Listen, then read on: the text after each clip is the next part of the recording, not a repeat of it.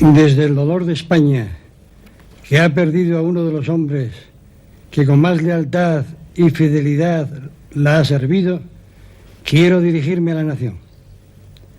Las investigaciones realizadas demuestran que el almirante Carrero Blanco, presidente del gobierno, ha sido asesinado. Ha sido víctima de un atentado criminal. La reacción del pueblo español es la propia de su nobleza. El orden es completo en todo el país y será mantenido con la máxima firmeza.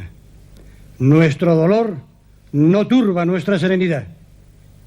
La serenidad en estos momentos es la mejor expresión de nuestra fortaleza. La responsabilidad en el ejercicio de la autoridad no admite que la emoción turbe el espíritu ciudadano de nuestro pueblo. El odio puede soñar con posibles revanchas. Es inútil. Hemos olvidado la guerra en el afán de construir la paz de los españoles, pero no hemos olvidado ni olvidaremos nunca la victoria que ha abierto el camino español de la paz y la justicia.